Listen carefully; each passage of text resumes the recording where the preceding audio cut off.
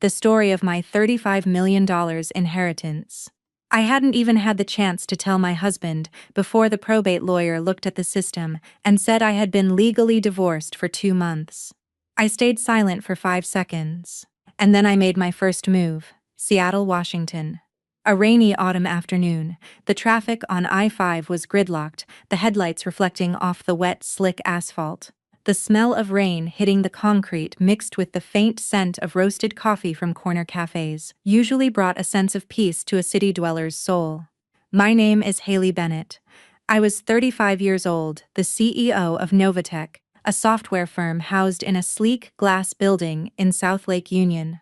The title sounded glamorous, but in reality, when my husband, Victor Vance, and I first started the company, we shared a cramped 3,000 cu-feet apartment where the AC leaked incessantly, and the Wi-Fi was as temperamental as a moody teenager. I handled the clients, finances, contracts, and HR. Victor handled the tech, the servers, the products, and the lines of code that looked like absolute gibberish to me. The staff used to joke, "Victor is the brain and Haley is the heart of the company." I just smile, secretly feeling a swell of pride. What woman wouldn't want to believe that she and her husband had weathered the hardest days of their lives together? From a team of 6 crammed into a dingy rental, Novatech grew to nearly 130 employees. Bigger clients, bigger contracts, our names started carrying weight in the tech scene. But sometimes a house with all the lights on isn't necessarily warm. There are couples who stand next to each other in company photos with beautiful smiles, but when they go home, they have absolutely nothing to say to one another. Victor and I had been married for years, but we had no children. For many women, that single fact is enough to act as a thorn buried deep in the heart. I had visited the best fertility clinics in the state. I took the pills, tracked my cycles, endured the hormone injections, and listened to every piece of advice from specialists to neighbors. Some genuinely cared. Others showed a toxic pity, rubbing salt in the wound while telling me to just keep trying. My mother-in-law, Margaret Vance, was a woman from a conservative rural town in Idaho. She was in her late 60s and prided herself on being blunt, but her bluntness usually just served to hit people where it hurt most. At first, she'd play the caring mother. "Eat more, Haley. You work too hard. You're too skinny. Your body can't hold a baby." I'd force a smile and take another bite of food, though a lump had formed in my throat. At extended family dinners, she would announce in front of all the relatives, "We have plenty of money and food in this family. The only thing missing is the sound of a grandchild calling me grandma." The whole table would fall dead silent for a few seconds, before someone awkwardly laughed to break the tension. People are like that. If you say something hurtful in front of a crowd, it gets brushed off as a joke. Words are cheap, but the pain they inflict costs a fortune. Whenever Victor saw me freeze up, he'd gently pat my shoulder. "Don't overthink it. Medicine is advanced these days, and if we can't have kids, it's not solely your fault." I used to believe him. I believed him so much that on the many nights he came home late, smelling faintly of unfamiliar perfume mixed with the rain, convinced myself he had just met a client at a high-end restaurant. I believed him so much that when he said the servers were down and he needed to pull an all-nighter at the office, I only texted him to remember to eat and not drink too much coffee. Once I asked him, "Why are you so busy lately? You barely come home for dinner." Victor didn't look at me. He just unclasped his watch, placed it on the dresser, and said, his voice dripping with exhaustion, "The new product launch is coming up. If I don't stress over it, who will? You're the CEO. Don't you understand technical pressure?" I stayed quiet. The most terrifying thing in a marriage isn't arguing. Arguing means there's still human connection. The most terrifying thing is opening your mouth and immediately feeling like you're inconveniencing your partner.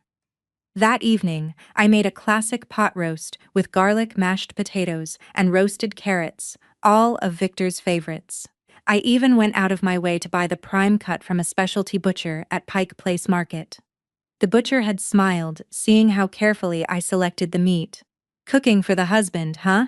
He's a lucky guy." I just smiled back. Back then, I still believed a hot meal could keep a home together. It took me a long time to understand that no matter how delicious the meal is, it won't keep a man who has already decided to eat elsewhere. Victor came home 8:50 p.m. He sat down, took 2 bites of the potatoes, cut a tiny piece of the roast and stood up. I have to get back to the office. Server-side error. I looked at his nearly full plate. Eat a little more. You haven't had anything since lunch. I'm full. He paused. What else, Haley? I wanted to ask if he still loved me. I wanted to ask why he looked at me like I was an old piece of furniture not broken enough to throw away but no longer valued. But instead, I just said, "It's raining hard, take your coat." Victor grabbed his jacket, his tone softening slightly. You just focus on the company, let me worry about the household stuff. At the time it sounded perfectly normal. A married couple splitting the mental load. I had no idea that in his version of the household, there was no longer any room for me. After Victor left, the kitchen was so deafeningly quiet. I could hear the ticking of the wall clock. His fork was still resting on the edge of the plate, dipped in gravy. I stood there for a long time, not understanding why I felt so cold. My phone lit up. A text from my mother-in-law. Are you coming to the family dinner on Sunday? Have you seen the doctor again? I heard about a great specialist in Seattle. I stared at the screen and let out a long breath. Every time she mentioned the word doctor, I felt like a tree being violently uprooted just so people could inspect whether it was alive or dead. I texted back, "Yes, I'll clear my schedule." A moment later she replied, "A married woman's highest duty is to give her husband's family an heir. All the money in the world doesn't change that, Haley." I set the phone down. Outside the balcony, the rain lashed against the glass in long streaks. The city was glowing, cars rushing by, restaurants bustling, people laughing. Only my house was fully lit but as cold as a waiting room. I used to think my marriage was just tired. We were business partners under the immense pressure of money, the company, family, and infertility. Who wouldn't drift apart a little? I believed that if I just tried harder, endured more, and loved him more, everything would pass. But some oceans can never be drained. Because while one person is furiously bailing water out, the other is quietly drilling a hole in the bottom of the boat. That night, Victor didn't come home. He texted around 1 a.m., sleeping at the office, lock the doors. I held the phone and stared at the text for a long time. For the first time in years, I didn't reply. I walked into the living room and looked at the wedding photo hanging on the wall. In the picture, I was in a white gown, and Victor was smiling gently, holding my hand as if he'd never let go. I reached out and touched the freezing glass. I didn't know then that the man in the picture had checked out of our marriage a long time ago. He just hadn't notified me yet. Or rather, he had notified me in the most brutal way possible. I just hadn't seen it yet. Years ago, when my house first started growing cold, I believed in a very simple principle. If you help someone along their path, they don't necessarily owe you their life. Just don't turn around and push your savior off a cliff. But life doesn't sign a moral contract with anyone. In late 2016, when Novatech was still struggling for minor contracts, I accompanied my father, Richard Bennett, on a charity trip to a depressed Rust Belt town in Appalachia. My father had been a successful businessman for years, but he despised flashy PR-driven philanthropy. He used to say, "If you take more photos of yourself than you ask people what they need, you're just feeding your own ego." I'd laugh and say, "You're too strict, Dad. Who can live up to that?" He'd look at me, his eyes deep and gentle. "Being strict with money and kindness saves you a lot of grief, Haley. The world has many genuinely suffering people, but there are also those who use their suffering as bait." At the time, I just thought he's a cynical old man. I had no idea his words would later be driven into my memory like a rusty nail. On that trip, we visited a dilapidated trailer park. The air was freezing and kids ran around in thin jackets, their cheeks red from the cold, staring at us with a mix of curiosity and weariness. That was where I met Chloe Jenkins. Chloe was barely in her 20s, painfully thin with pale skin and eyes that constantly looked like they were on the verge of tears.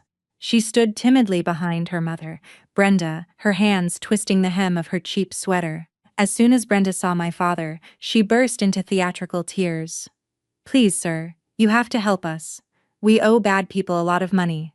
They're trying to force my girl to run off with some awful older man to settle the debt. She's too young. As a mother, it's tearing my heart out. Chloe dropped to her knees in front of my dad. I panicked and rushed forward to pull her up.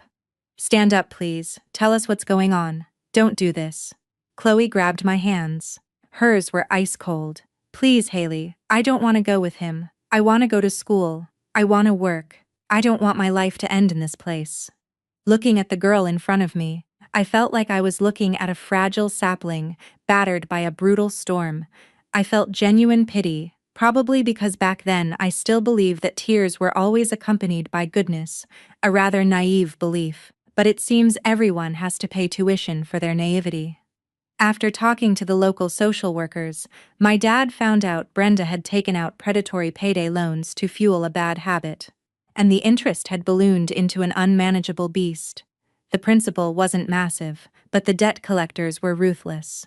That night in our motel room, I told my dad, "Dad, I want to help Chloe." He poured himself a cup of cheap motel coffee and asked slowly, "Are you helping her because you genuinely care, or because you want to feel like a savior?" I froze. "I really care, Dad. Then help her with your eyes open. Don't hand over money and think you've bought gratitude." I sat quietly. He placed a hand on my shoulder. "Saving someone is a good thing, but you have to remember kindness needs a fence. Without a fence, decent people just become a doormat for others to wipe their boots on." I nodded, though I didn't fully understand. After that trip, I used my personal savings to pay off Chloe's family's debt, around $15,000. I didn't just hand over cash like in a movie. I had a local attorney draft a settlement, paying off the creditors directly and closing the accounts. My dad insisted on documenting everything, because he hated verbal favors that turn into news later. I thought that was the end of it, but Chloe kept crying. She said, "Haley, if I stay here sooner or later, my mom will drag me back into debt. Can I come to Seattle with you? I'll do anything, wash dishes, serve tables. I'm not afraid of hard work." I looked at my dad. He didn't nod, he only asked, "Chloe, are you leaving to change your life, or are you leaving to latch on to someone else?" Chloe wiped her tears and whispered, "I want to be able to feed myself." That sentence melted my heart. I brought Chloe to Seattle. For the first few months, I rented her a small studio apartment in a modest neighborhood. I paid her tuition for a UI/UX design boot camp and bought her a refurbished laptop. I taught her how to navigate the city, how to budget, and how not to trust strangers so quickly in a big city. Chloe was so obedient back then. Whenever she saw me, she'd lower her head. "Haley, I owe you my life." I hated the phrase, "owe my life." So, I'd brush it off. "You don't owe me anything, just live a good life. When you're on your feet, pay it forward." Once Chloe came to my house while Victor was fixing a computer in the living room. She stood timidly by the door. "Hi, Victor. Haley tells me you're a genius with tech." Victor looked up and gave a polite smile. "Hardly a genius. You just get used to it." Chloe stared at the screen full of code, her eyes wide. "It looks like a hacker movie. If I understood even half of that, I'd be so proud." Victor laughed. I laughed too. I even joked, "You should teach Chloe some basics. She's learning UI design. Understanding the back end will help her get a job." Victor shrugged. "Sure, when I have time." A casual "sure, when I have time." So normal, so incredibly normal that I had absolutely no reason to be suspicious. Who could have known that some relationships begin with a phrase as light as a speck of dust, only to turn into a hurricane that tears the roof off your home? After a year, Chloe got pretty good at design, and I recommended her for an internship at a partner company. She started dressing sharper, speaking with more confidence. Every holiday, she'd text me and my dad. "Haley is the one who gave me a second life." My dad read the text and gave a dry chuckle. "Don't get drunk on thank yous, Haley. Truly grateful people don't need to talk this much." I got defensive.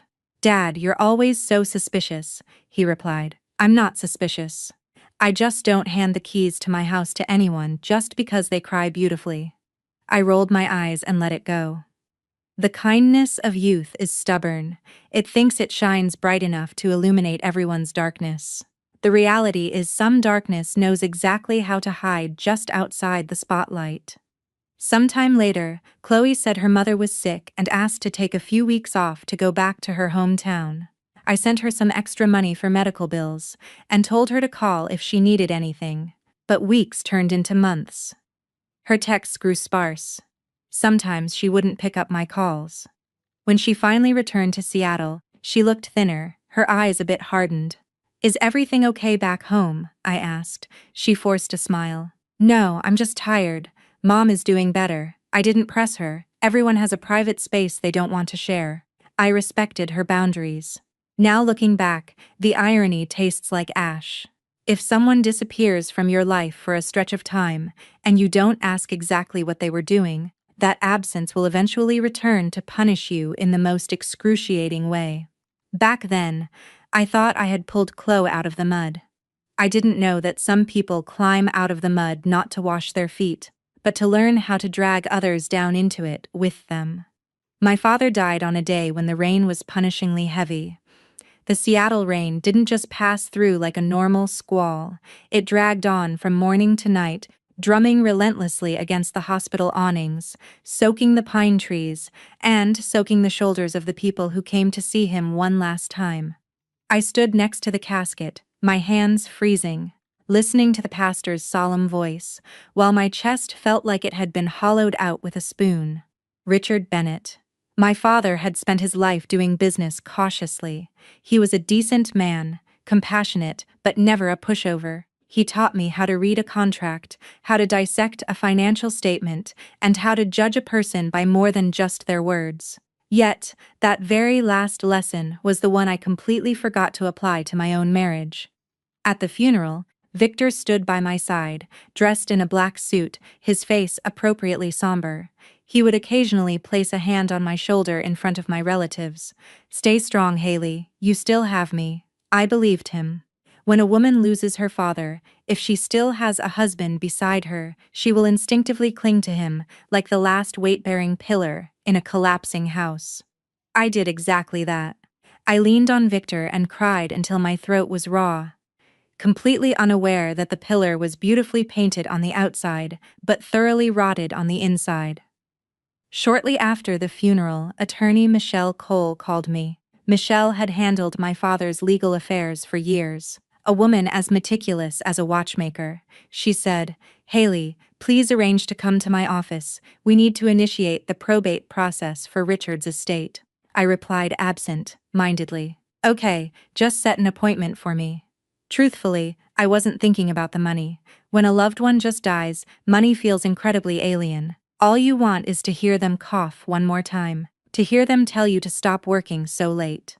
It was raining again the morning of the appointment. Victor texted at 7 light a.m. "It's pouring out. Remember your coat? I have a text sync so I can't come with you." I looked at the text, feeling a slight pang of disappointment, but replied, "Okay, have a good meeting." I drove myself to the law office downtown. Michelle was waiting, dressed in a sharp gray suit, a thick file resting carefully on her desk. When I walked in, she looked at me for a few seconds. "You've lost a lot of weight." I gave a weak smile. "Food doesn't taste like much lately." She didn't push, she just pulled out a chair for me. The estate lawyer assigned to the probate was a middle-aged man who spoke methodically. He verified my ID, checked my father's death certificate, and began reading the will. I sat there, initially calm, but as he read, my hands began to grip the edges of my purse tighter and tighter. My father had left me an estate valued at approximately $35 million. It included shares in a massive logistics firm, several commercial rental properties, cash accounts, and a large plot of leased industrial land on the outskirts of the city. I knew my dad was wealthy, but I had no idea he had arranged things so meticulously. But what choked me up wasn't the number, it was the specific clause in the will.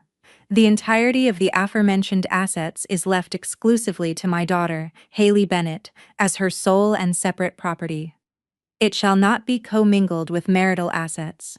nor shall it be used to secure the financial obligations of any other individual, unless my daughter expressly consents in a legally binding separate written agreement. I bowed my head, a tear dropping onto the back of my hand. My dad was gone, but he was still building a roof over my head to protect me from the storm. Michelle placed a gentle hand on the documents. Richard prepared this very carefully. He told me, Haley has a big heart, but sometimes she loves people so much she forgets to protect herself.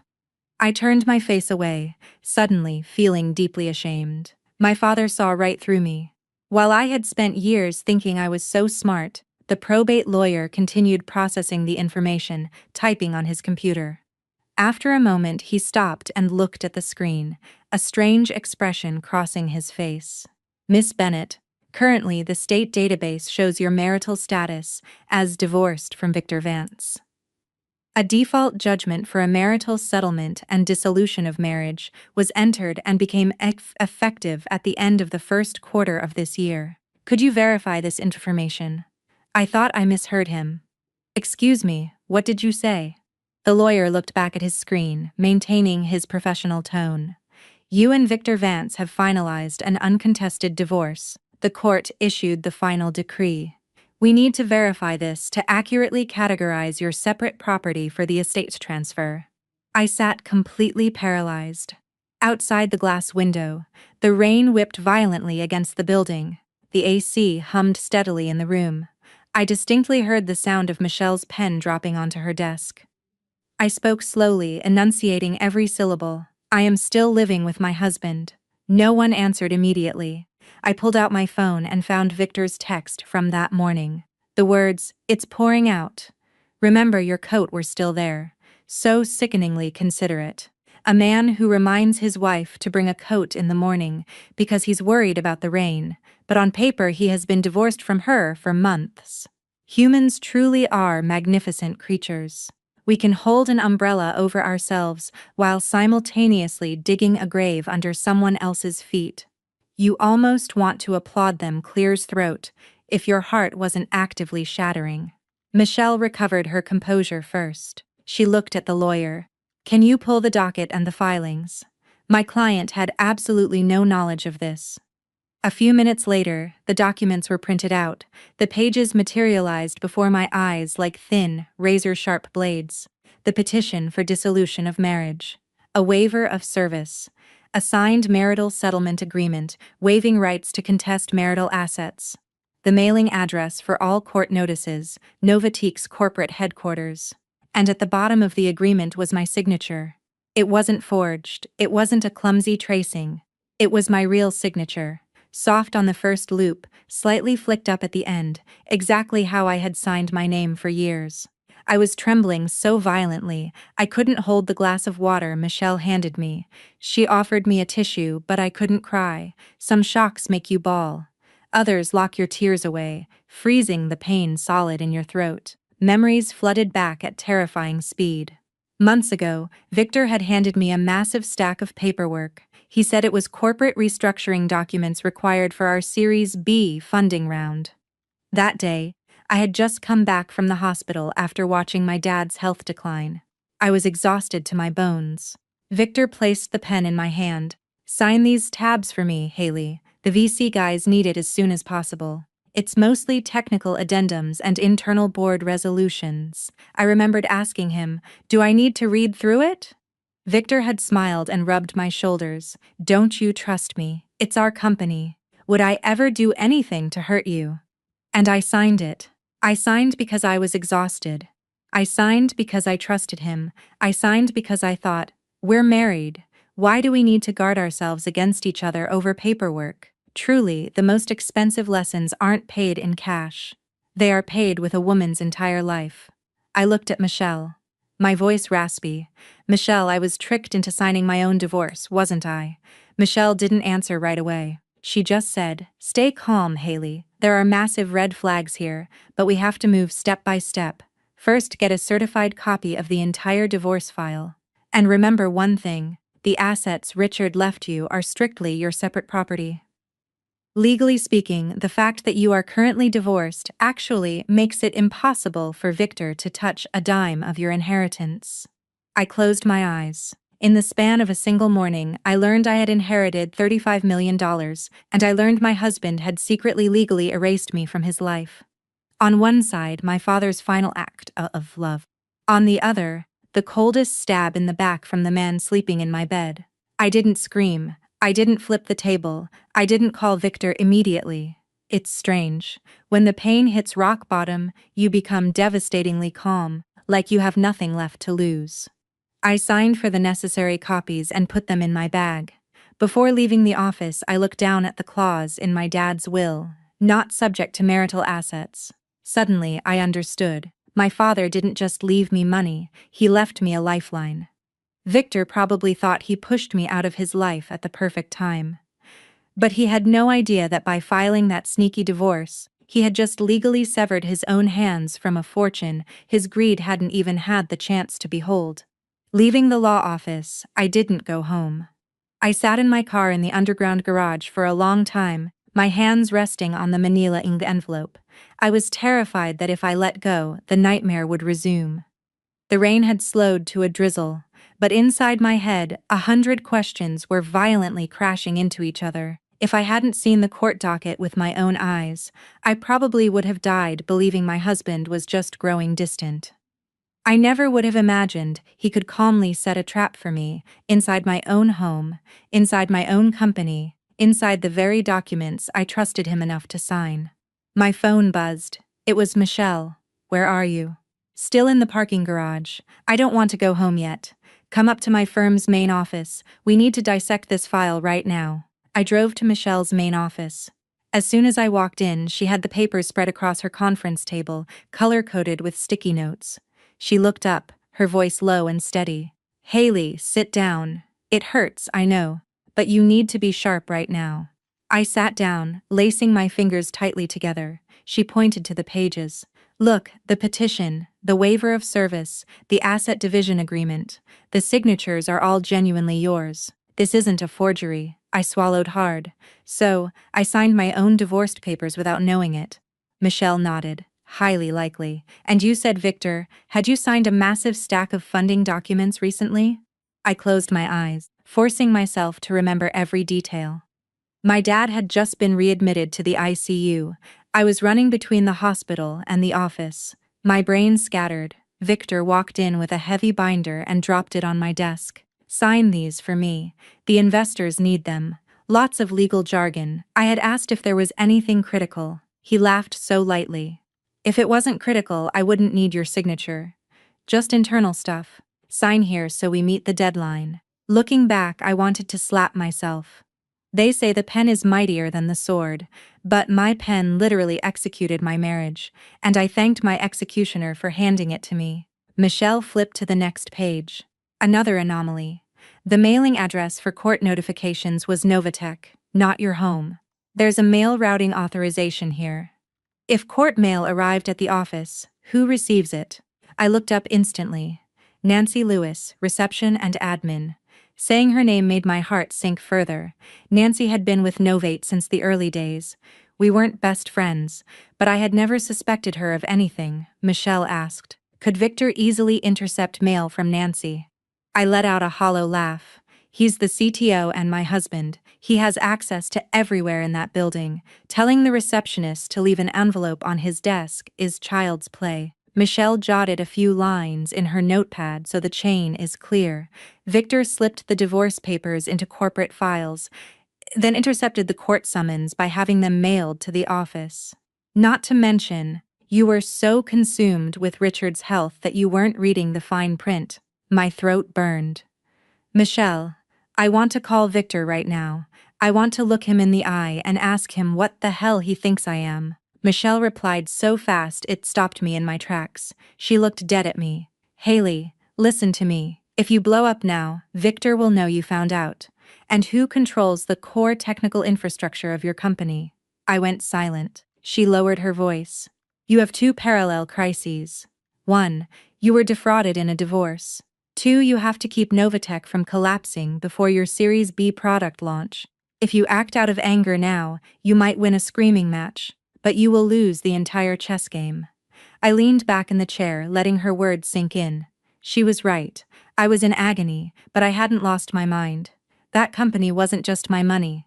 It was my father's early investment. It was the livelihood of 130 people and the result of years of sleepless nights. Michelle pushed my dad's will toward me. And remember this, the $35 million Richard left you is separate property because of Victor's fraudulent divorce. He has zero legal claim to it. He scammed you, but his own scam cut him off from the biggest payday of his life. I stared at my dad's name on the paper, my eyes burning. My dad was gone, but he was still shielding me from the wind. I asked quietly, "What do I do now?" "Gather evidence brick by brick," Michelle said. "From today on, you do not sign a single piece of paper without reading every word. Back up all your emails, texts, and calendars from the days he brought you those documents. Check the security cameras near reception if the footage hasn't been overwritten. Look at the mail logs, and above all, do not let him know you are awake." Awake, I bit my lip. The word sounded light but hurt deeply. It turned out I had been sleepwalking through my own marriage. Leaving the law firm, I went straight back to the office. It was late afternoon and the staff was thinning out. I locked myself in my office, turned on my computer, and opened my email archives. I pulled up calendar dates, file attachments, and meeting minutes. Some I had skimmed, some I had never reopened.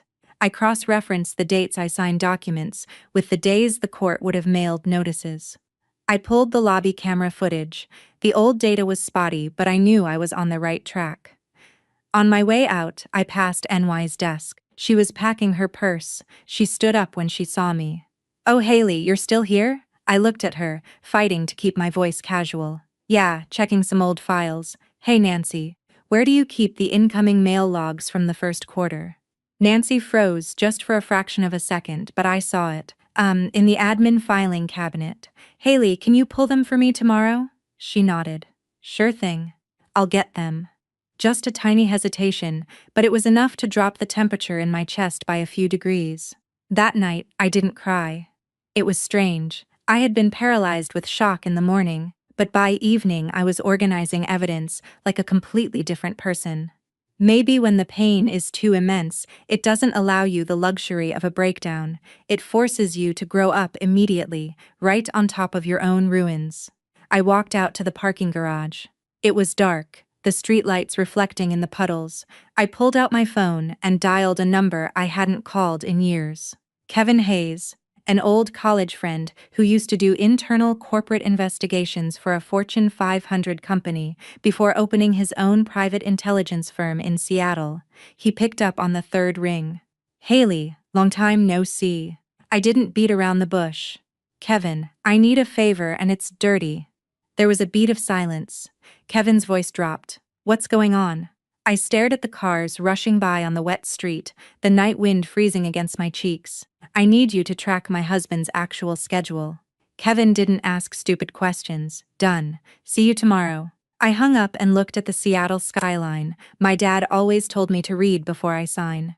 I forgot once and paid for it with a perfectly peaceful life. But from this second forward, I wouldn't forget again. Every period, every comma, every glance, every suspiciously kind word from Victor would be put under a microscope. The next morning, I met Kevin at a quiet coffee shop tucked away in Pioneer Square, the espresso machine whirred in the background. Kevin was already there, sleeves rolled up, a black coffee untouched in front of him. He frowned as I sat down. "You look like hell." I gave a dry laugh. "Your charm remains perfectly intact, Kevin." He stayed quiet for a second, then pushed a glass of water toward me. "What's the deal with Victor?" I didn't give a long backstory. I just handed him the certified copy of the divorce decree, some recent text from Victor, and his shared calendar. Kevin read it slowly. When he finished, he leaned back and exhaled. "Haley, this isn't just a guy stepping out on you. I know how far you want me to dig. I'll dig until we hit the absolute truth." Kevin looked at me, not with pity, but with calculated focus. That was exactly what I needed. If someone had patted my back and told me it's going to be okay, I probably would have laughed in their face. When your house is burning down, a piece of paper with thoughts and prayers won't extinguish the flames. Kevin said. I only operate legally. Location tracking, public records, surveillance in public spaces, paper trails, no breaking and entering, no illegal wiretaps. I don't need to get dirty to catch them. The very next day, Kevin texted me a short message. Victor is not at the tech conference in Portland. He's in Bellevue. Attached was a pin drop for a luxury waterfront condo complex on Lake Washington. It wasn't far from our office, a place I had driven past many times, looking at the glowing balconies, thinking the people living there must have peaceful lives.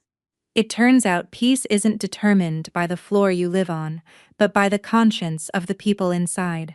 I drove to the location and parked across the street. Kevin was already there, leaning against a brick wall, pretending to be on his phone, seeing my car. He walked over and got into the passenger seat. You sure you want to see this? I stared blankly at the condo gates. I'm already here. If I don't look, I'm just lying to myself again. Kevin handed me a tablet. On the screen were high-res photos he had just taken. Victor stepping out of his Tesla, wearing a light blue dress shirt, his wrist sporting the Rolex. I bought him for our 5th anniversary, and standing next to him was Chloe Jenkins. Her hair was tied back loosely. She was wearing a chic cream-colored dress. She no longer looked like the impoverished, terrified girl hiding behind her mother in that trailer park. She looked soft, polished, and knew exactly her best angles. But the thing that stopped my lungs from working was the little boy standing between them. A toddler, maybe 3 years old, fair-skinned, curly hair, clutching a green plastic dinosaur. Victor bent down and adjusted the boy's beanie. Chloe smiled, brushing something off Victor's shoulder. The boy looked up and shouted something. I couldn't hear the audio, but reading his lips, I knew the word was Daddy. My ears started ringing. Kevin spoke softly. The doorman here call the kid Nate. Unit 234. The neighbors think they're a married couple. Victor is here 3 or 4 nights a week, sometimes stays over. My hands gripping the tablet went completely numb. A 3-year-old boy. That meant the child was conceived right around the time I started my most aggressive rounds of IVF. Right when I was sitting alone in sterile clinic rooms, hearing doctors tell me to reduce my stress. Right when I was coming home sobbing, and Victor was holding me, saying, "It's okay, we'll take our time." It turned out the "we" he was referring to didn't include me. A few minutes later, the condo gates opened. Victor walked out, carrying Nate in his arms. Chloe linked her arm through his, and the 3 of them strolled down the sidewalk. It looked so violently normal. No sneaking around, no hiding. They walked together like a real family. And I was the one sitting in a parked car, staring through tinted glass like a trespasser in my own life. My voice came out as a harsh rasp. Whose name is on the deed? Kevin pulled a thin file from his jacket. It's under a Shell LLC, registered to a distant relative of Chloe's. But the money trail is convoluted. Some funds came from Victor's personal accounts, but there are massive transfers linked to Novate's vendor accounts. I've only scratched the surface, but the red flags are everywhere. I let out a laugh, a quiet laugh that felt like swallowing glass. He's using my company's money to fund his side family. We need to audit the books to be sure. I looked up at the high-rise. The glass reflected the beautiful cold Seattle sunset. In one of those units, Chloe was probably setting the dinner table. Nate was probably running around the sofa, and Victor was washing his hands for dinner. Meanwhile, at my house, the pot roast sat freezing in the fridge, the fork still resting on the plate. They say the truth will always come to light, but sometimes it doesn't just cut you once, it rips open the entire facade, forcing you to see the rot underneath. Kevin looked at me. You want to go up there? I shook my head immediately. No, what would I gain? A screaming match? A viral video of a scorned wife for the internet to chew on for 3 days. I'm not providing free entertainment for the public. I sounded tough. But inside, another woman was screaming. She wanted to kick the door down, demand answers from Chloe, and ask Victor how he could hold that child with the same hands that held me through my darkest nights.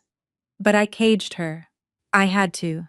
I pulled a tissue from my bag and dabbed my eyes before a single tear could fall. Kevin, Keep digging. The schedule, the photos, the financial records around this condo, especially the link between Chloe, her mother Brenda, and Novatique's vendors. Kevin nodded. Done. But be careful, a guy who pulls off a fake divorce doesn't just have one trick up his sleeve. I know. Where are you going now? I checked my watch. Almost 700 p.m. home. Kevin raised an eyebrow to see him. Yeah, I want to see what role he plays tonight. Kevin didn't stop me. Maybe he understood that sometimes the betrayed needs to look closely at the betrayer one last time. Not out of hope, but to completely kill off whatever lingering softness is left in their heart. When I walked into the house, the living room was brightly lit. Victor was sitting on the sofa, changed out of his work clothes, his hair slightly damp from a shower. On the coffee table was a plate of freshly sliced apples. He looked up, his tone entirely casual. Hey, you're home late. I stood in the doorway for a few seconds. In the past, I would have explained that I went to see the lawyer, the notary, dealing with my dad's estate. Tonight, I just found it comical. Liars always love asking where other people have been. I kicked off my heels and dropped my bag. I had things to do. Victor looked closer. Your eyes are red, were you crying? I walked into the kitchen and poured a glass of water, my back to him, just the wind and the rain. Victor was quiet for a moment, then said, You've been too sensitive lately. Your dad's passing, the company, the baby issue. If you keep bottling it up, you're just torturing yourself. I gripped the glass and turned around to look at him. The man who had just carried a toddler, calling him daddy, into a waterfront condo, was now sitting in my house, eating my apples, using his fake concern to mask an entire double life. I spoke very softly. Yeah, I need to learn how to stop torturing myself. Victor thought I was talking about my grief. He nodded and took a bite of an apple. I just stared at him. For the first time, I didn't see the husband I loved. I saw a parasite. That night, I didn't ask any more questions. I walked past our wedding photo without touching it. When you lose faith, what was once sacred becomes nothing more than a picture hung in the wrong place. I went into my home office, locked the door, opened my laptop, and created a new folder. I named it Evidence. I uploaded all the photos Kevin had sent me. Victor, Chloe, Nate outside the condo. The three of them looking so natural. Nobody would guess the man had a wife waiting for him across the lake. I sat in front of the monitor for a long time. There was a dull, throbbing pain in my chest. It didn't explode, it just ached relentlessly. In the living room, Victor turned on the TV. The faint sound of a Monday night football broadcast drifted down the hall.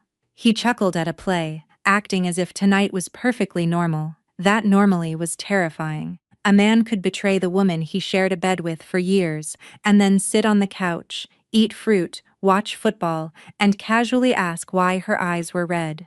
If the human heart has a bottom, some people have drilled straight through it. I printed out a few of the photos.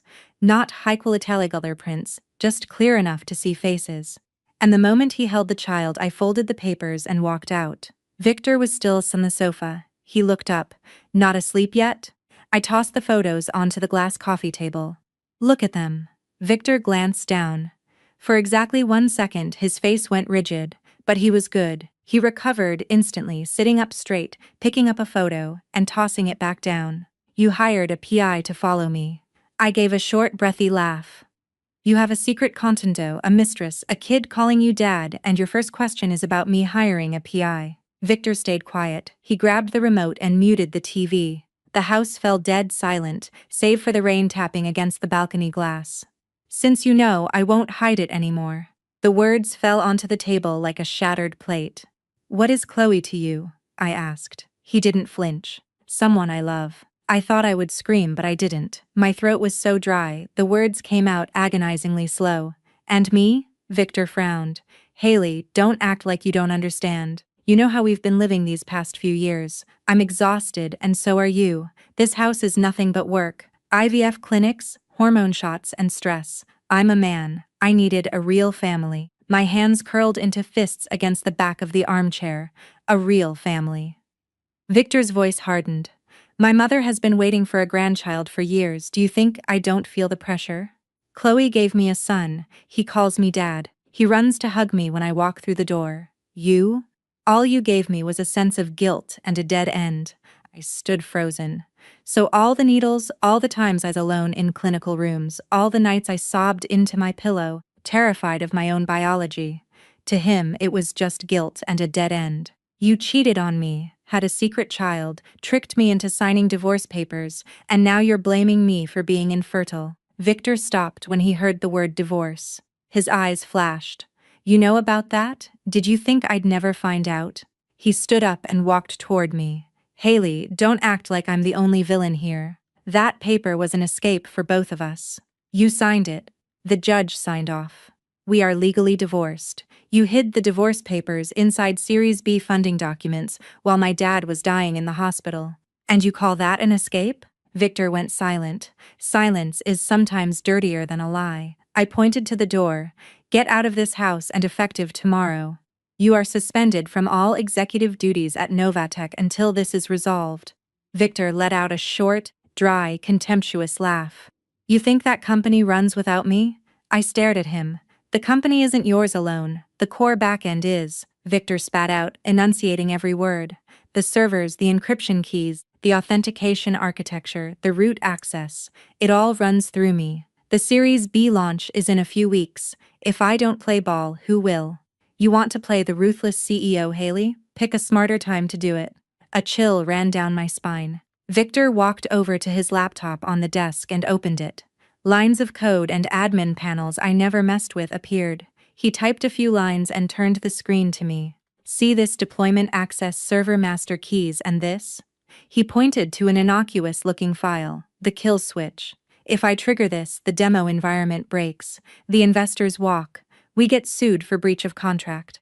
All 130 of your beloved employees will watch you tank the company. I couldn't speak. Victor lowered his voice, almost whispering. And that's not all. I have emails. I have internal financial docs. If I rearrange a few things, I can make it look like you approved shady vendor payouts. You're a great operator, Haley. But the court of public opinion and the SEC aren't as forgiving as you think.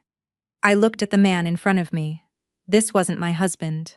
This was a man who had forged a blade long ago and was just waiting for me to catch him cheating so he could hold it to my throat. I wanted to slap him. I wanted to throw the glass of water in his smug face and scream that he was a coward and a parasite, but behind me was an entire company, 130 paychecks, the legacy my father helped me build. I inhaled slowly. What do you want? Victor looked at me, seemingly pleased with the question. It's simple. You stay quiet, don't make a scene, don't touch Chloe or my son. After the product launch, we sit down and negotiate properly.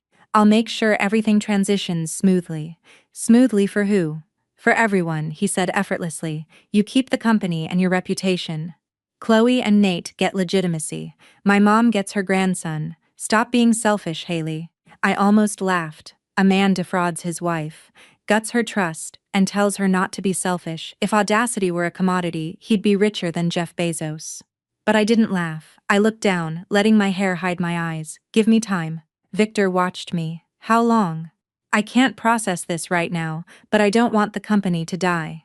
That sentence convinced him I was terrified. Victor closed his laptop, his tone shifting back to that of a benevolent dictator. 3 weeks until the demo. Just do your job. After that, I'll bring Chloe and Nate over to meet the family, and we'll handle it like adults. I asked quietly, did you ever really love me? Victor looked mildly annoyed. Don't be childish. Haley, it is what it is. I nodded and stood up. I'm exhausted, I'm going to bed. Victor didn't stop me. He thought he had won. He thought I had been muzzled by the company, the staff, the PR threat. He thought a woman, shamed for her infertility, would cower to save her last shred of dignity. I went into the master bathroom and turned the shower on full blast. The roar of the water hitting the tiles masked the sound of my phone call. Michelle picked up instantly. What happened? I looked at myself in the mirror, bloodshot eyes, pale lips, but my voice was chillingly calm. Michelle, he just confessed to weaponizing the company's tech infrastructure against me. He admitted to having a kill switch, server lockouts, and manipulating financial documents to frame me. Silence on the other end. Did you record it? I looked down at the secondary phone, sitting in my robe pocket. The voice memo app was still running. Yes, Michelle's voice was low, sharp, and deadly. Good, we aren't just dealing with a fraudulent divorce anymore.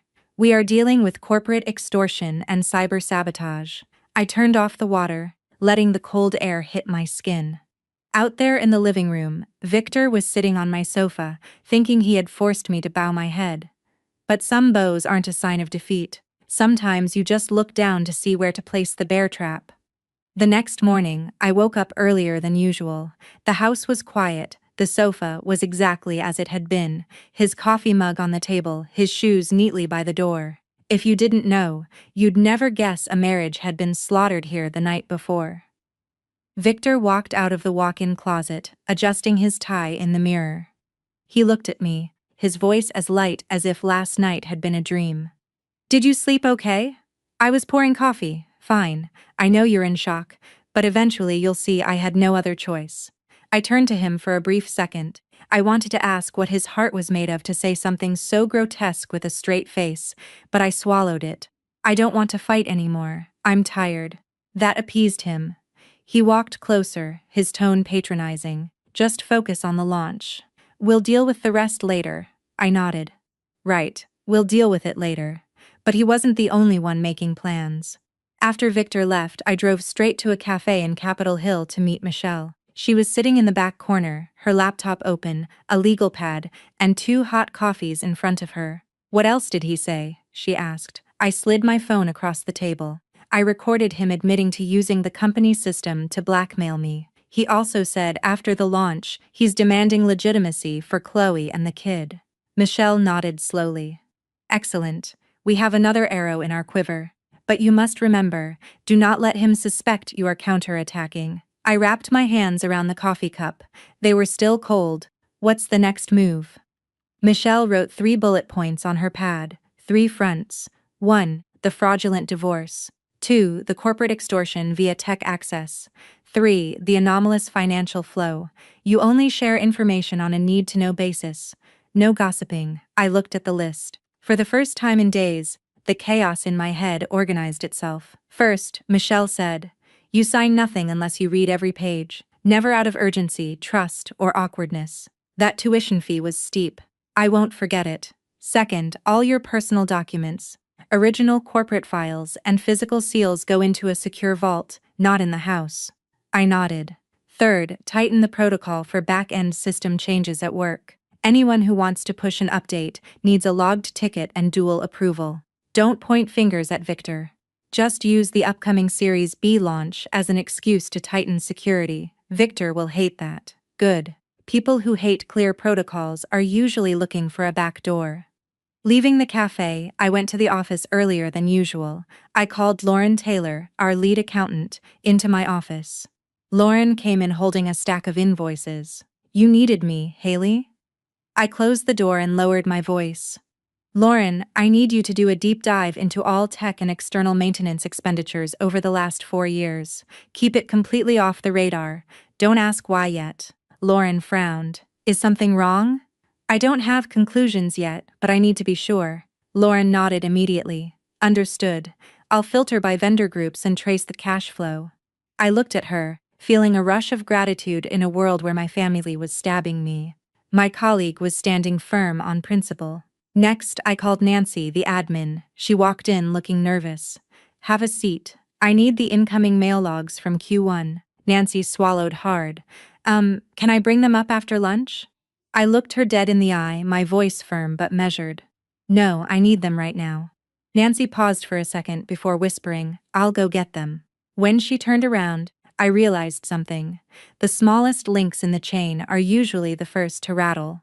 People who do the dirty work aren't always the evil masterminds, but they are the keys that unlock the vault. That afternoon, I called a brief sync with the engineering and ops teams. Victor was there. I maintained my corporate CEO persona. From today until the demo, every system change requires a logged ticket and my final sign-off. No rogue deployments outside protocol. Victor leaned back, scoffing. "Why the sudden red tape?" "Devs need flexibility. The closer we get to launch, the tighter the ship," I replied. "I'm not risking a crash because of an undocumented push." A few department heads nodded in agreement. Victor didn't push back, but his eyes narrowed. I knew I had to walk a fine line tight enough to secure the fort, loose enough not to show my hand. That evening when I got home, Victor asked casually, "You're being awfully careful lately, huh?" I hung my coat up. One careless mistake is enough. I mean, for the company. I gave him a thin smile. The company and life. Victor went quiet. Maybe he didn't catch the double meaning. Or maybe he thought I was just being a bitter housewife. Let him think that. That night, I stayed at the office late.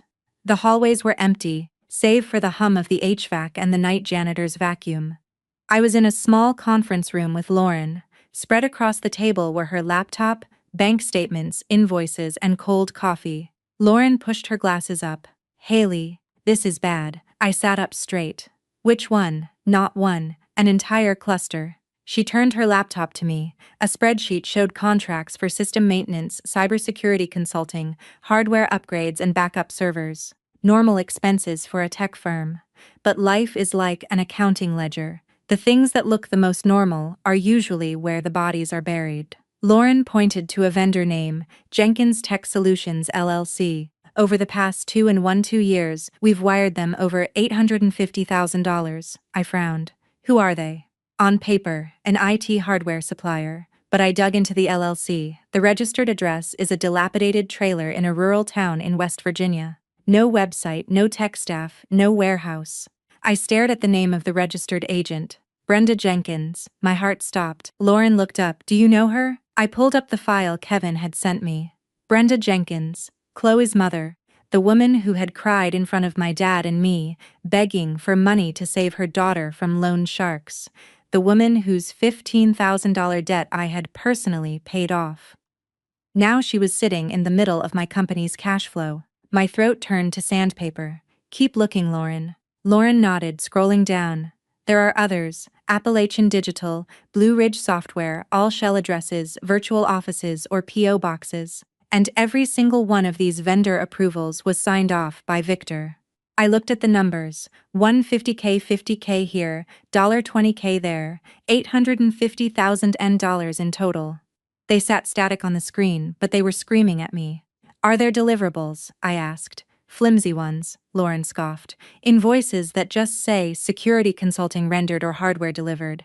No serial numbers, no receiving signatures." I closed my eyes. For years, I had trusted Victor with the tech budget. I managed the macro finances, the big picture. I operated on trust. I basically let a fox guard the henhouse, and now I was wondering why there were feathers everywhere.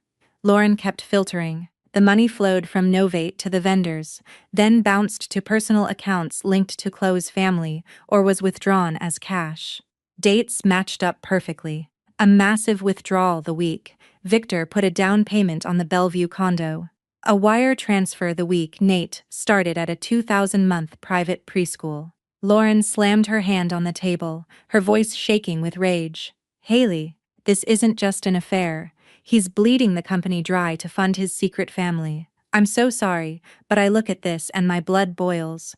We bust our asses here, and this guy signs a paper and buys his mistress a condo." I let out a harsh laugh. 85000. Wow, at least he kept an itemized receipt of his betrayal. Lauren looked at me, her eyes red. "Do you want me to call the internal auditors?" "No, the fewer people who know, the better." I pulled a brand new hard drive from my bag. "Copy the ledger, the invoices, the approval emails. Don't use the company server. Tomorrow I'm having Michelle seal a forensic copy." "Done," Lauren said fiercely. When I left the office, I walked past the engineering bay. Victor's light was still on. He was staring at a monitor, wearing headphones, looking exactly like the dedicated CTO working late for the good of the firm. If I hadn't seen the numbers, I would have felt a surge of love. But now, the glow of his monitor just looked toxic. I clutched the hard drive in my pocket. I used to think women only stole husbands with beauty, sweet words, and secret motel rooms. Now I knew some people stole with shell companies, fake invoices, and crocodile tears. 2 days later, I stepped out of the elevator at my house and instantly heard the sound of a child laughing. It was a bright, innocent sound that should have warmed a home, but it felt like a needle jamming into my eardrum. I opened the door. Next to the shoe rack was a small blue suitcase. A pair of toddler sneakers, shaped like dinosaurs, lay on the rug. On my sofa sat little Nate, hugging a stuffed animal. Victor was next to him, holding a juice box, looking at the boy with the absolute tenderness I had begged for during our IVF rounds. Chloe walked out of my kitchen. She was wearing my apron. It was a beige linen apron with a small embroidered lavender sprig, a souvenir my dad bought me in Napa Valley. I rarely wore it because I didn't want to stain it. And now it was wrapped around the woman who used to call me her savior, standing in my kitchen cooking dinner. Chloe smiled softly.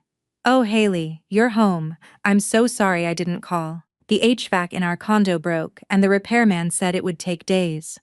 Victor said Nate and I could crash here for a bit." I looked at Victor. "You decided this." Victor put the juice box down, his tone infuriatingly calm. "It's just for a few days. Don't make a scene in front of the kid." The kid? He used the child as a human shield. Make a mistake, then put a toddler in the crossfire so the victim looks like a monster if they get angry. It's a classic vile manipulation tactic. Nate looked up at me. "Are you Miss Haley?" I looked down, forcing my voice to soften. "Yes, I'm Haley." He held up his plastic dinosaur. The wheel was broken. "Can you fix it?" Daddy Victor said he would, but he forgot. The phrase Daddy Victor felt like a physical blow, but the kid didn't know any better. I knelt down and snapped the wheel back into place. "There you go." "Wow, you're super smart," Nate giggled. I patted his head and stood up. Chloe stood nearby, her voice dripping with weaponized sweetness. "Nate loves you already. I told him how much you helped Mommy back in the day." I looked at her. "Oh, you remember that?" Her smile faltered for a second, but she quickly looked down. "Of course, I owe you my life. Some people's gratitude is just a slap in the face in disguise." Just then, the front door opened again. Margaret, my mother-in-law, walked in carrying a bag of groceries, followed by my father-in-law, Arthur, lugging a case of water. As soon as Margaret saw Nate, she dropped the bags and ran to him. "Oh, my sweet boy, Grandma missed you so much." Nate laughed. Arthur looked at me, shifting uncomfortably. "Hey, Haley, you just get off work." Before I could answer, Margaret snapped. "Arthur, let the boy play. Haley's tired from the office. Let her be. She didn't call me her daughter-in-law. I was just Haley now." The woman who days ago was demanding I give her an heir had instantly replaced me in my own home. "Margaret, you seem to know everything," I said evenly. "Victor told us." Margaret said unapologetically, hugging Nate. "You two aren't compatible. The divorce is done. You couldn't give him kids. What did you expect? A family needs bloodlines. Am I supposed to ignore my own grandson?" Arthur grimaced.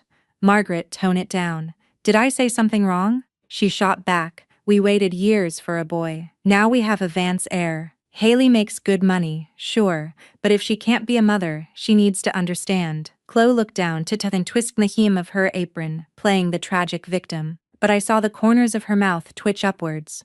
A Victor's smirk, hidden behind fake tears. Victor stood up, playing the peacemaker. "Mom, Haley is tired. Let's drop it." He looked at me. "Just let them stay. Don't make it weird." I looked around. The tea set my dad bought me, the potted succulents I grew on the balcony, everything had my fingerprints on it, yet I was standing here like an uninvited guest. Chloe spoke up softly. "Haley, I made dinner. Join us. I know you like your roast chicken with extra herbs, so I made it special." I stared at her. "You know a lot." Chloe bit her lip.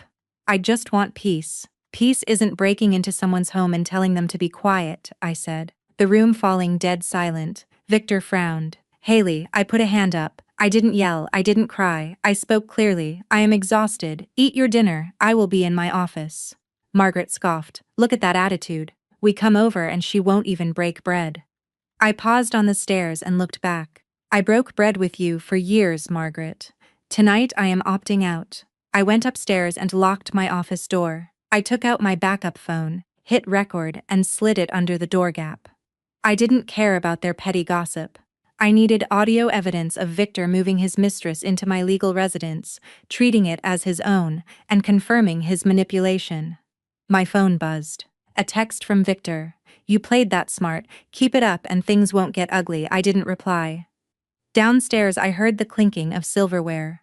Chloe serving the chicken, Margaret doing on Nate. Victor sitting at the head of the table like a king with his perfect family. I stood by the window looking out into the dark yard. Enduring this wasn't losing. Enduring this was letting them dig their graves so deep they'd never climb out. The next morning, I arrived at Novatech to find the lobby in absolute chaos. "Haley, there's a situation outside," the head of security said, rushing over. I could hear a woman's shrill voice echoing through the glass doors. It was Brenda, Chloe's mother. She was standing on the plaza in front of the building, holding her phone up on a selfie stick, streaming live on TikTok or Instagram. Chloe was standing next to her, holding Nate, crying silently into a tissue, looking like a martyr. A small crowd of onlookers had gathered. "Look at this place," Brenda screamed to her phone. "This billionaire CEO is bullying my daughter. She's trying to steal my grandson's father. Just because she has money, she thinks she can throw my baby out on the street." Chloe sobbed loudly. "I just want my son to have his dad. I don't want her money, but she's so powerful, she's trying to destroy us." I stood behind the glass, feeling a wave of sheer disgust. A woman who moved into my house, wore my apron, and cooked in my kitchen was now standing in front of my company, crying victim to the internet. The modern villain doesn't just do evil, they hire a PR team to spin it. I turned to security. "Keep everyone inside. Do not engage. Let the police handle it." I called Michelle. "They're live streaming a smear campaign outside my building." "Do not go out there," Michelle said instantly. "Call the cops to clear the trespassers. I'm sending a process server with a paralegal to record the stream and serve a cease and desist immediately. Let them perform. It's just more evidence of defamation." Victor arrived 20 minutes later. He rushed through the crowd looking panicked. He grabbed Brenda's arm. "What are you doing? This is a corporate office." Brenda yanked her arm away. "You're taking her side. My daughter is suffering." Chloe sniffled. "Victor, we didn't want to come here, but my mom is just so protective." I watched the circus from my office window. A few minutes later, the Seattle police arrived and dispersed the crowd. Victor texted me, "Just let it go. Poor people don't understand the law, they're just emotional." My fingers were ice cold as I typed my reply. Poverty is not a license for defamation. An hour later, an email dropped into my inbox from the lead partner at the venture capital firm funding our Series B. "Haley, we saw the social media incident. Please confirm this domestic issue will not impact the corporate structure or the product launch next week. We need a status update." I closed my laptop. This wasn't just my personal nightmare anymore. They were attacking my company's valuation. The next day, Kevin connected me with Derek Mitchell. Derek was a freelance cybersecurity architect who ran a small elite firm out of a non-25 sins of nondescript office in Bellevue. He was known for being brilliant, stubborn, and highly ethical. When I walked in, Derek was staring at a whiteboard of network diagrams. He was 36, dressed in a faded hoodie and jeans. He shook my hand. "Kevin gave me the brief. But let me be clear. I don't domestic disputes. I don't hack cheating husbands. I don't need you to hack my husband," I said, putting my files on the table. "I need you to audit Novate's backend and secure it before our Series B demo. My CTO is threatening to brick the product." Derek frowned. "Your CTO is your husband. Legally, this is a minefield. If I touch the code and he claims unauthorized access, my firm goes down with you. I am the CEO and majority shareholder. All access will be done via legally obtained backups, authorized by corporate counsel." I showed him the log files, the kill switch architecture Victor had bragged about, and the server structures. Derek read through the files quickly. He stopped when he saw a document with my father's name on it. Richard Bennett. Derek took off his glasses and looked at the name for a long time. The coldness in his demeanor cracked. "You're Richard's daughter." I was surprised. "You knew my dad?" Derek rubbed his eyes. "When I was in undergrad, I was flat broke, ready to drop out. A scholarship foundation funded my last 2 years. Your dad was the anonymous donor. He wrote me one letter. He said, 'Being poor isn't scary. What's scary is forgetting you have a path forward. I wouldn't be here without him.'" I sat in stunned silence. My dad never mentioned it. Life is strange. The people I saved came back to destroy me. The people my father saved years ago appeared exactly when I was pushed to the edge of a cliff. Derek closed the folder. Okay, I'm in 3 conditions. 1. Ironclad legal contracts. 2. I only work on a secure sandbox environment. 3. I'm not a hero saving a damsel. I'm a contractor securing a network. I nodded. I don't need a hero. Heroes forget to sign NDAs. I need a professional. Derek actually smiled. Give me my team, the backups, and 26 days. Is that enough? It's enough to defuse a bomb if you're willing to stop sleeping, he said. My father's old cabin in Snoqualmie was nestled deep in the woods. He used to go there to escape the noise of Seattle. Now it became our secret war room. Derek's team of 4 engineers moved in with servers, monitors, and cables. The smell of pine needles was replaced by the smell of hot electronics and stale Red Bull. We didn't rewrite the software. We just rebuilt the access gates, the authentication, the admin keys, the deployment protocols.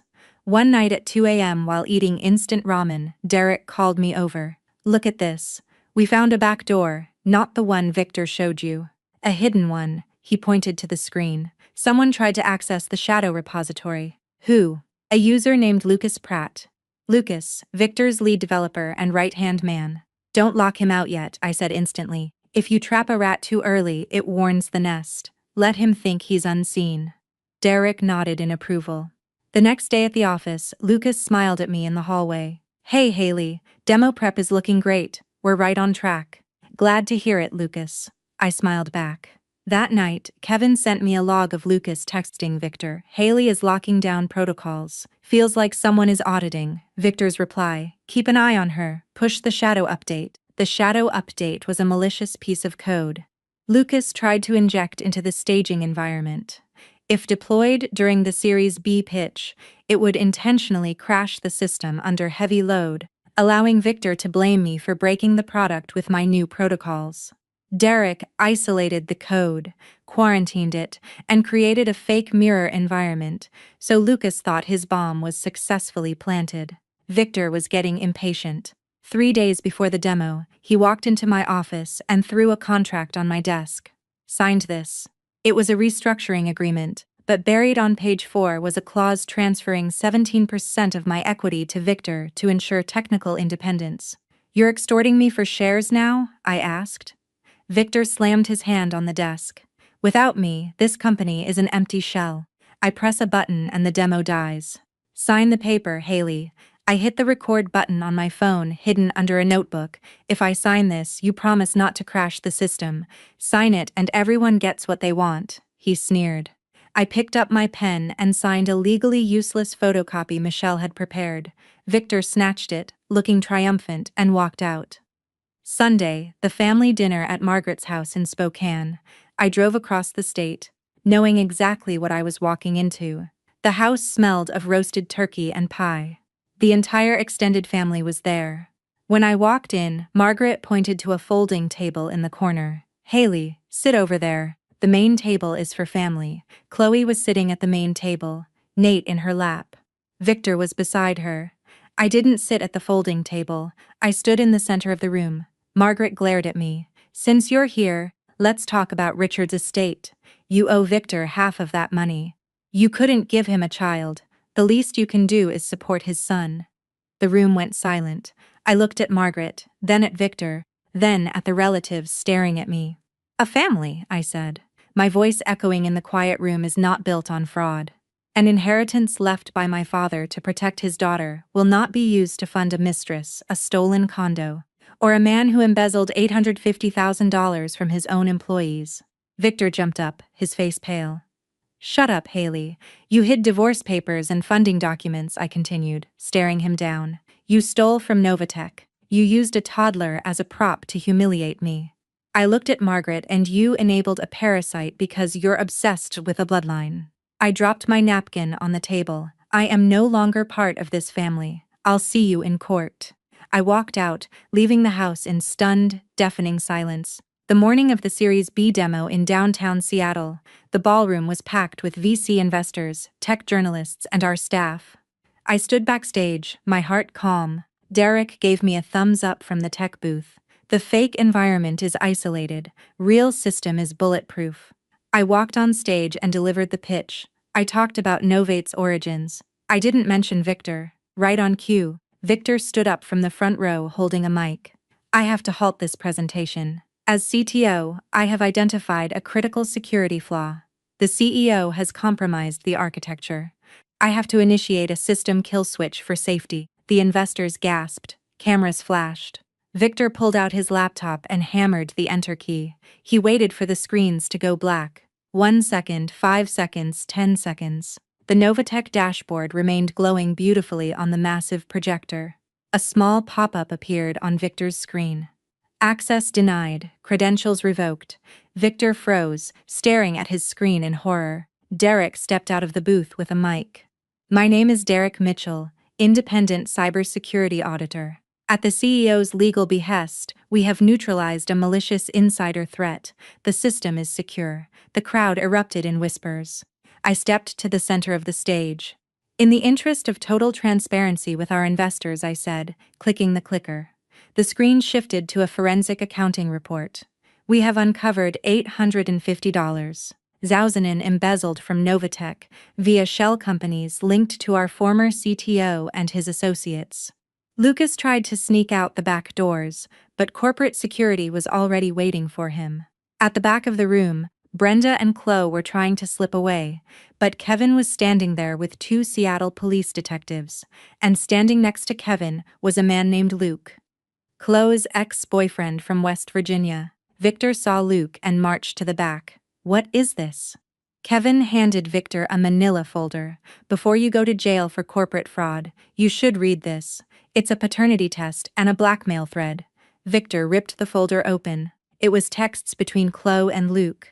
She had been extorting Luke for actual support for little Nate right up until she realized Victor was a bigger payout.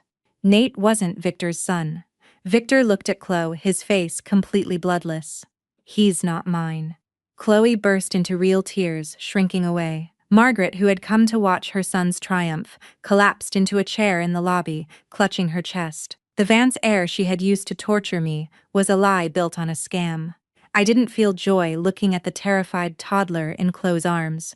I just felt a profound sadness that adults could be so vile. Later that evening, walking to my car in the underground garage, I heard footsteps. Victor lunged out from behind a concrete pillar. His eyes were manic, his tie undone. "Drop the charges, Haley. Give me the shares," he screamed.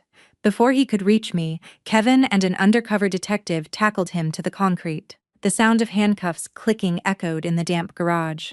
I stood there and watched the man I used to love get dragged away. It was over. A year later, Novatech closed its Series B and was thriving.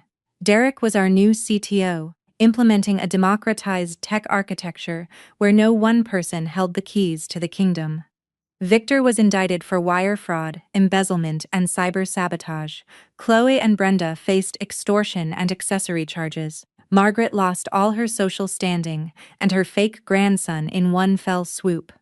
I used a portion of my dad's inheritance to start a legal defense fund for women defrauded in marital contracts. Standing in my new corner office, looking out at the Seattle skyline as the rain cleared, I remembered that day at the probate lawyer's office. I thought my life was over, but it wasn't the day I lost everything. It was the day I woke up. Kindness without boundaries is just a ladder for the ungrateful, and trust placed in the wrong hands is a knife you hand someone to cut your own throat.